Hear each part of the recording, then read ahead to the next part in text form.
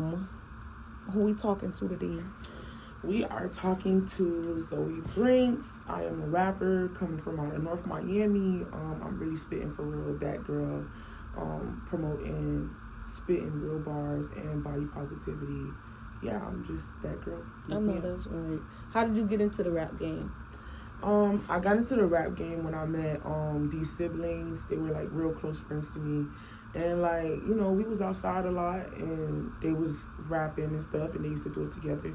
And I was like, I want to be a part of it. Like I wrote a song with them. And the reaction that they gave me, I was like, yeah, I'm finna keep doing this.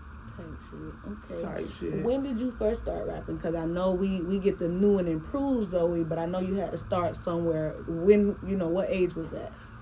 My first rap was really a FCAT rap in the 3rd grade. But if we being like for real, I still remember it too, but it's really corny, so I'm not gonna do it. No, but you gotta tell us if you remember it. I was like, I was a little girl, so if you judge me, then you just grits. Okay. But it was like 2nd grade, 3rd grade, 4th, and 5th. The peer pressure going because FCAT is here, and we don't got no fear, no fright because we got it from the palm sight. We gonna pass the FCAT. It's history. It won't dare come again. It's either him or me. 386. Yeah, we will blitz. It's just wasn't. The FCAT is next, so prepare your things. Yeah, that was the rap. It was so corny. Okay, you thought that was so corny. For a 3rd grader, it's technically not that corny, okay? As a 3rd grader, I probably would have been bopping it and thinking I was that bitch in class, okay? So now that you're in the industry, the actual industry, as most would consider, because you go through stages, of course, you had to kind of go through whatever you needed to be able to get to the Love and Hip Hop Miami stage, the being Zoeybrinxx and everything she is today. So, growing up, like, how was it? What are some of the things that you think made you stronger as a person, you know, as you maneuver nowadays? I think it might sound bad saying it, but I feel like me not having certain resources made me stronger.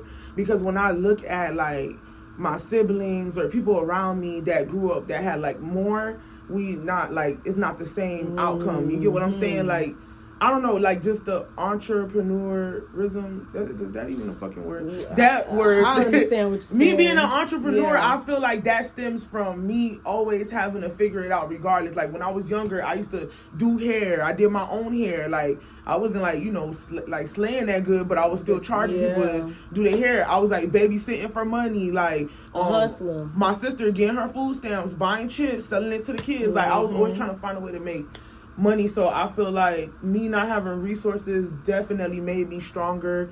I feel like me not making friends in school resulted to me like finding my own different type of friends and, you know, being in the streets and like, you know, I probably wasn't greasing, but I was still like with, you know, different type of niggas. Like I grew up with like rough, like gangster, like gutter niggas, like niggas who really like that for real. So I just feel like that's why I'm different from like my siblings and some of my friends, because I just had a different environment than other people growing up. Yeah, so. And that'll do it sometimes. You are right. I see the hustle in you every time I look at anything that you have going on, whether it's from Instagram. I was on your Instagram a few weeks ago, and I saw you like you was doing your wigs. You was making sure that you just let everybody know on a budget. Daddy on a budget. Yeah, and that to me is important because I feel like it's more regular people in the world than there are celebrities. So when you see somebody that you feel is a celebrity doing regular stuff, it connects you a little bit better, like, okay, yeah, this is a real one, you know?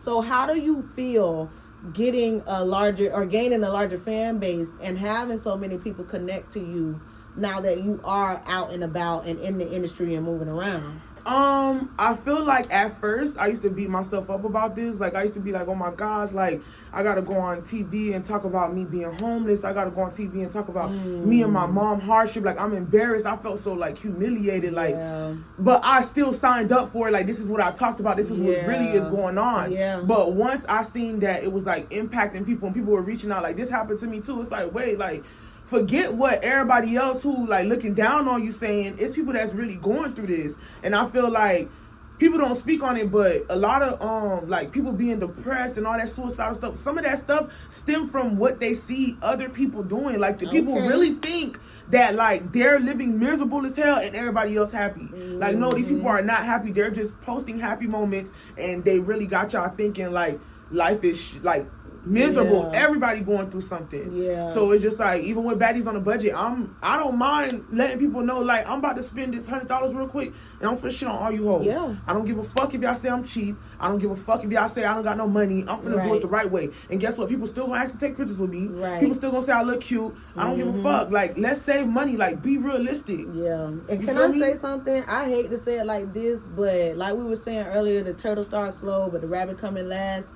When you do get what you're supposed to get, you'll probably still have that same mentality, and you won't overspend, you won't become broke before you need to, like other people. Stuff like that will actually be something that you'll remember long into the future, instead of being one of the people that crash out early. So sometimes it do be seeming like God give his hardest, tests and stuff to us. But I promise, I'm starting to think it's so that we'll be prepared for whatever we was really signing up for in the future, I think so too. And I want to thank you, even as a fan of the show, for exposing or expressing reality, like reality, instead of the fake, because it also gives us something to stand for. So speaking of the show, a lot of people may know you from Love and Hip Hop Miami. How was that? Like, how did that even come about? How did you get on Love and Hip Hop Miami? So I got on Love and Hip Hop Miami by somebody contacting me via email. They reached out to me. They didn't really tell me what was going on. And once they got on the phone with me, they let me know, like, hey, we're from, Love and Hip Hop Miami. And I really thought it was a joke for real, because it just sounded too good to be true. I'm like, is this a prank? Joke? Yeah. So they ended up asking to set up a meeting or whatever, and I just updated them. You say you what? No, they set up a meeting, and after we set up the meeting, I was just updating them because I didn't make it that season that they interviewed me the first time. So I just kept updating them, and they called me back. So now that you are on the show, because we've gotten to see a few of your debacles on the show, namely Trina and Suki Hana. So with the Trina situation, and I think we all as a fan base also saw that you guys, were able to reconcile and come to some agreement. But I definitely want to ask, especially with you being a newer artist on the scene compared to some of the others, what did that feel like, like going into that setting? I feel like that shit was kind of crazy. Like, how they be like the Lion's Den type shit? That's how I felt when I first got in there. I felt like I was by myself, and I felt like I had to defend myself because I didn't really know anybody, and it was unfamiliar environment. But what I can say and what I have to say is, as I've been on set, I understand, people not gonna like when I say this, but I don't give a fuck. I understand where Trina is coming from, because every time a newbie come on that show, they be coming for her. But that's exactly why when me and her did when our situation happened, even though people were siding with me and people were in my head telling me you're not wrong, I still dumbed it down and made sure I had respect for her legacy and spoke to her and let her know, like, my apologies for the misunderstanding, but you understand how I feel, right? Because it was still all on me. Like, if everybody gonna gang up against me, I choose me any day over y'all. Right. So I understand her perspective, but I also understand my perspective, and I believe my perspective and stand behind it 100%. But I'm also not delusional, so I get where they were coming from. And I guess that's a good way to put it. And I'm glad. I'm not gonna lie, I feel like, and of course I don't know you like that, right? So I can't say yesterday what was going on, but just from when we first got introduced to you, I just feel like you've grown as a woman, as a person, as a friend. I feel like you've grown. Like you express yourself way differently than those initial stages. But can I say something? And I'm gonna keep it beating the book. That's a lot of us, because even in those initial stages, you were who most of us would be on a regular day. I'm gonna cuss you out first and ask questions later. So to see you even have to go through that, we know you that real one, but you were able to learn whatever you needed to learn to maneuver in this situation, and that speaks volumes. Like, even if I just gotta let you know that this was, and stood on it. and stood on it, because I'm not telling you that you're right. I'm telling you why I did what I did. And if you can't understand that, then there's the problem. And most people had to stand up and be accountable for that. So thank you for that. Now we got to move on to Suki, though. Because I felt bad. I felt bad when you went in on Suki's situation, saying basically if it had been something that she really cared about, she would have been there. And I kind of agree, but I kind of don't. So obviously we know why I agree. But I'm going to play devil's advocate of what I was thinking. I'm like, I get it, but what if she, like, money, a little bit more money is better than not a little bit more money, right? What if she got booked? Like, what if she probably can't keep up with all telling everything. She don't know what she said yesterday. So I just felt bad because from Suki's lineup up until then, it seemed like she supported you, you know?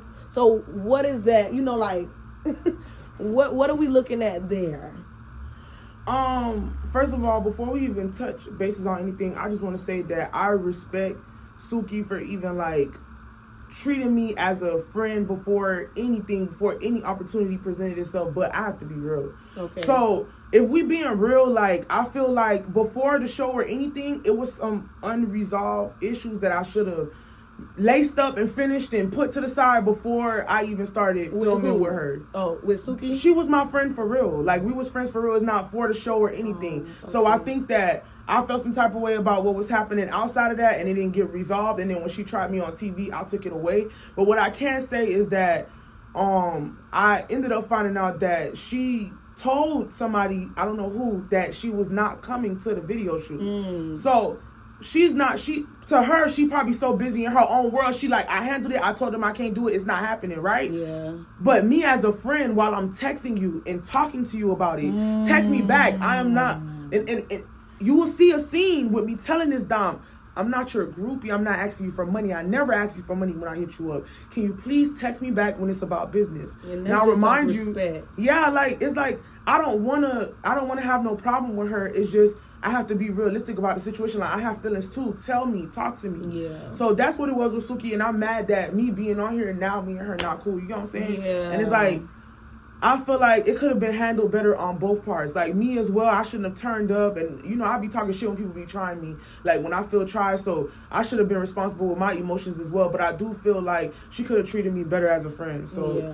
But I'm not finna disrespect her. I ain't got no problem with her. We just not friends no more. And that's just what it is. Okay. And that sometimes it's cool for that to be it too. Because we all seen her situation where her friend wasn't really her friend to her recently on Baddies and how she felt about that. So I think, and she's a Scorpio, I'm a Scorpio. I think as a person, when you know, lay down, stop lying to yourself, that'll kick in and you be like, you know what, I probably was not the best, you know, friend to her. So I can eat that up and apologize, and hopefully y'all will be able to reunite, because I liked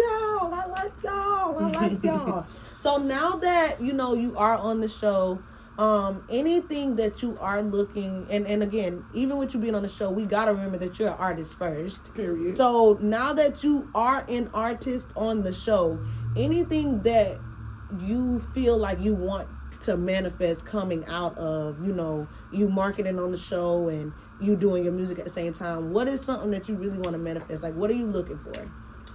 Honestly, to simplify it, I just want to be a successful entity, period. Like, I don't want it to just be reality star. I want to be successful as an artist, like Grammy nominated. I want to be a household name. I want my streams to be up to par. I want to have sold out, like, just successful as an artist, period. That's what I'm getting out of Love and Hip Hop. Like, it's nice to do. I love the platform. It's a great platform, but I obviously want to grow into being my own entity. Right. Okay. So, if you could give, let's say you were talking to 18-year-old you, 18-year-old Zoey, and you can give her any type of advice, but some real good advice, not like the don't get octopus at that restaurant advice, but like real ghetto. I'm talking about real ghetto gutter advice, like something that your auntie from out the Jets would have told you, and you wouldn't have noticed until now. You know.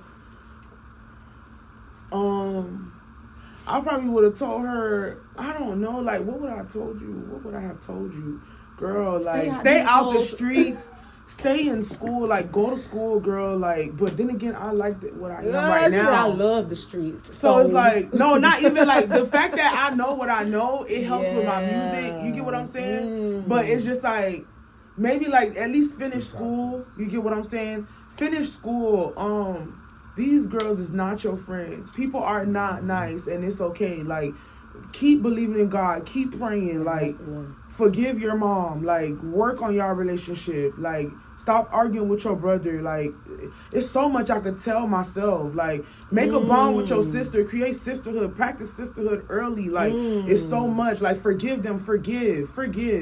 Like, stop being mad at people. Let it go. Let it go. Like, it's so much that I would tell myself. Zoey, honestly. Preach. Like, golly. What we supposed to do? My word. Okay, you don't make me look into myself.